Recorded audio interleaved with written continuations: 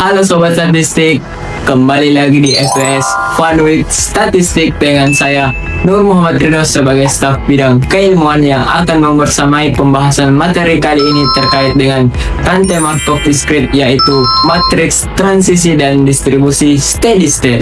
Pada pembahasan sebelumnya, kita telah mengenal konsep proses stokastik sebagai suatu proses yang menggambarkan perubahan nilai secara acak terhadap waktu. Dari konsep tersebut, kita dapat memahami bahwa banyak fenomena di dunia nyata tidak bersifat deterministik, melainkan dipengaruhi oleh peluang. Salah satu bentuk khusus dari proses stokastik yang sering digunakan untuk memodelkan perpindahan keadaan adalah rantai Markov. Lalu, bagaimana konsep ini bekerja dan apa yang membedakannya dengan proses stokastik lainnya?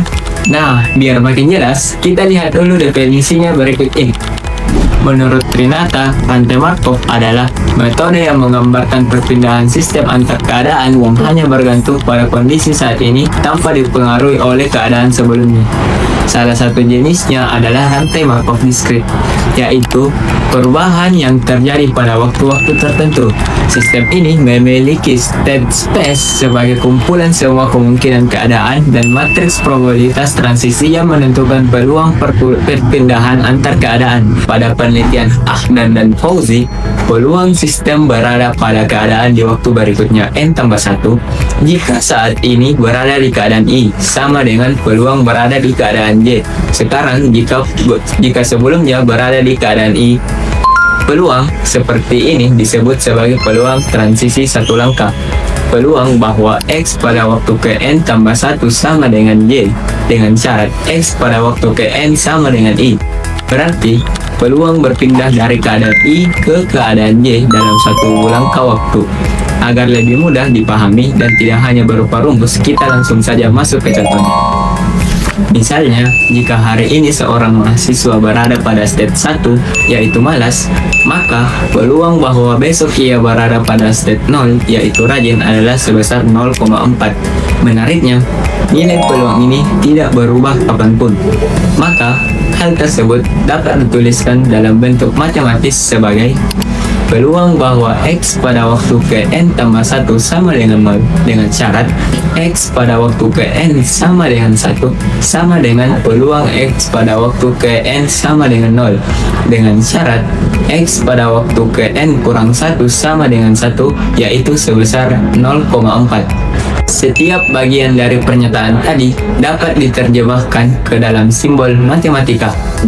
Hari ini malas ditulis sebagai XN sama dengan 1, besok rajin ditulis sebagai XN+1 sama dengan 0, dan peluangnya 0,4 ditunjukkan pada nilai probabilitasnya.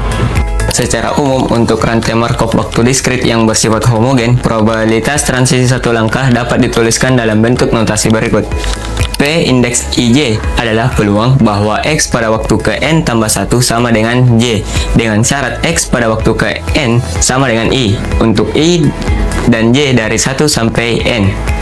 Yang perlu diperhatikan, pada DTMC yang bersifat homogen, nilai peluang ini tidak berubah terhadap waktu.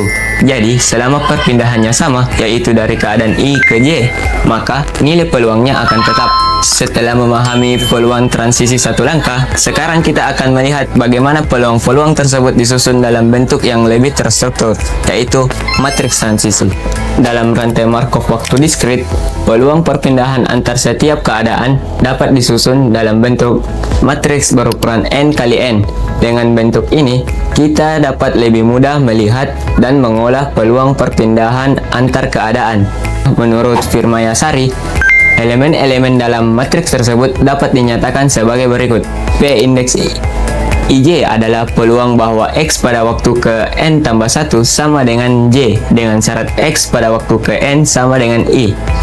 Artinya, PIJ adalah peluang sistem berpindah dari keadaan I ke keadaan J dalam satu langkah waktu. Cara membaca matriks ini cukup sederhana. Baris menunjukkan keadaan awal, sedangkan kolom menunjukkan keadaan tujuan. Dengan demikian, setiap nilai dalam matriks merupakan peluang perpindahan dari suatu keadaan ke keadaan lain. Sebagai contoh, peluang berpindah dari keadaan kedua ke keadaan ketiga dapat dilihat pada baris kedua dan kolom ketiga. Menurut Ternyata, bentuk umum matriks probabilitas transisi dapat dituliskan sebagai berikut. P adalah matriks peluang transisi, di mana setiap elemen PIY menyatakan peluang perpindahan dari keadaan I ke keadaan Y.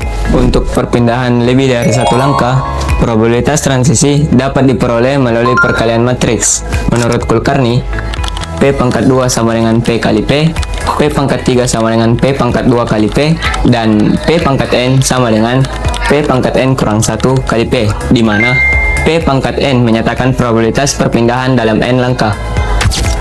Setelah memahami bentuk dan cara membaca matriks transisi, sekarang kita akan melihat bagaimana konsep tersebut dapat diterapkan sebagai contoh kasus nyata. Contohnya, kondisi lalu lintas di suatu kota dikelompokkan menjadi 3, yaitu lancar, padat, dan macet. Misalkan, kondisi lalu lintas besok hanya bergantung pada kondisi hari ini.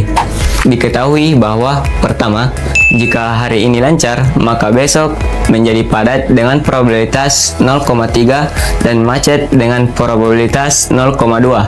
Kedua, jika hari ini padat, maka besok menjadi lancar dengan probabilitas 0,5 dan macet dengan probabilitas 0,3. Dan ketiga, jika hari ini macet, maka besok menjadi lancar dengan probabilitas 0,4 dan padat dengan probabilitas 0,5. Misalkan Xn menyatakan kondisi lalu lintas pada hari ke-n dengan Xn sama dengan 1 jika lancar, dan Xn sama dengan 2 jika padat, serta Xn sama dengan 3 jika macet. Maka proses Xn di mana n lebih besar sama dengan 0 merupakan DTMC dengan ruang keadaan 1, 2, dan 3.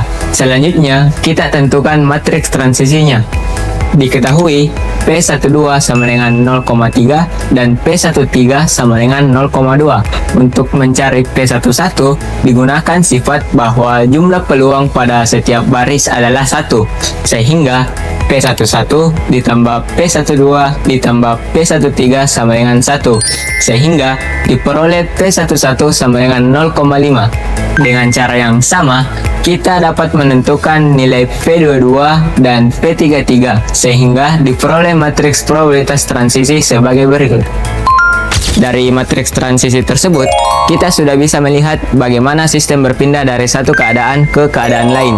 Lalu, bagaimana jika proses ini berlangsung terus-menerus dalam jangka waktu yang lama?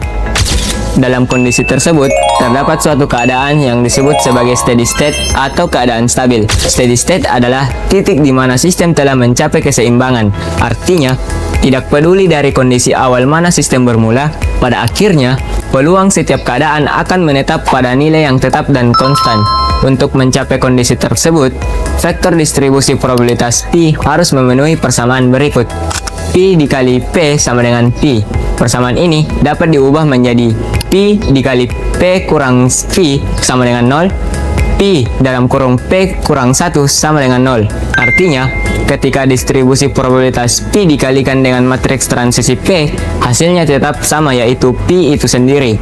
Selain itu, terdapat syarat yang harus dipenuhi, yaitu seluruh nilai P tidak boleh bernilai negatif dan jumlah keseluruhannya harus tepat sama dengan 1. Untuk menghitung peluang sistem berada pada suatu keadaan di waktu ke N, digunakan probabilitas transisi N langkah. Peluang sistem berada pada keadaan Y di waktu ke N diperoleh dengan menjumlahkan seluruh kemungkinan awal dikalikan dengan peluang transisi dari keadaan awal tersebut menuju keadaan Y dalam N langkah. Semakin besar nilai N, maka hasilnya akan semakin mendekati kondisi steady state yang stabil. Contoh, pada kasus sebelumnya, mahasiswa dengan kondisi rajin state 0 dan malas state 1. Kita sudah mengetahui matriks transisi satu langkahnya, yaitu P adalah matriks peluang transisi 2 kali 2 dengan baris pertama 0,7 dan 0,3 serta baris kedua 0,4 dan 0,6. Dalam jangka panjang, berapa peluang mahasiswa itu berada dalam kondisi rajin dan berapa peluang dia malas? Untuk menjawab itu, kita hitung steady state-nya dengan menggunakan persamaan P dikali P dikurang 1 sama dengan 0.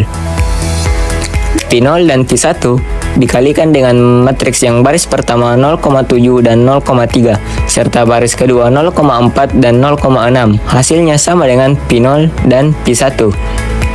P0 dan P1 dikalikan dengan matriks yang baris pertama negatif 0,3 dan 0,3 serta baris kedua 0,4 dan negatif 0,4. Hasilnya sama dengan matriks 0, 0. Lalu, lakukan perkalian pada matriks. Negatif 0,3 P0 ditambah 0,4 P1 sama dengan 0 untuk persamaan 1. 0,3 P0 dikurang 0,4 P1 sama dengan 0 untuk persamaan 2. Dengan syarat P0 ditambah P1 sama dengan 1. Untuk menyelesaikan persamaan 1, 0,4 P1 sama dengan 0,3 P0. P1 sama dengan 0,3 dibagi 0,4 P0 sama dengan 0,75 P0. Lalu substitusi ke persamaan 3. P0 ditambah 0,75 P0 sama dengan 1. 1,75 P0 sama dengan 1. P0 sama dengan 1 dibagi 1,75, hasilnya kurang lebih 0,5714. Jadi, P1 sama dengan 1 dikurang 0,5714 sama dengan 0,4286. Sehingga bentuk matriks steady state-nya yaitu P sama dengan vektor dengan elemen pertama 0,5714 dan elemen kedua 0,4286. Dalam jangka panjang, peluang mahasiswa berada pada kondisi rajin adalah sekitar 57,14%, sedangkan kondisi malas sekitar 42,68%. Ini berarti orang tersebut lebih sering berada dalam kondisi rajin, tetapi masih cukup sering juga menjadi malas. Dengan kata lain, perilakunya cenderung rajin, namun belum sepenuhnya stabil karena masih ada kemungkinan berubah menjadi malas.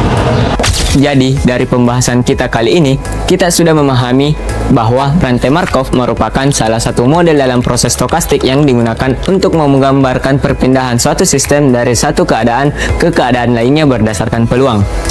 Disinilah menariknya rantai Markov. Kita tidak hanya melihat apa yang terjadi sekarang, tetapi juga bagaimana sistem akan berperilaku dalam jangka panjang. Terima kasih sudah menonton, dan sampai jumpa di episode FWS berikutnya. Fun with Statistik, belajar statistika, jadi lebih seru.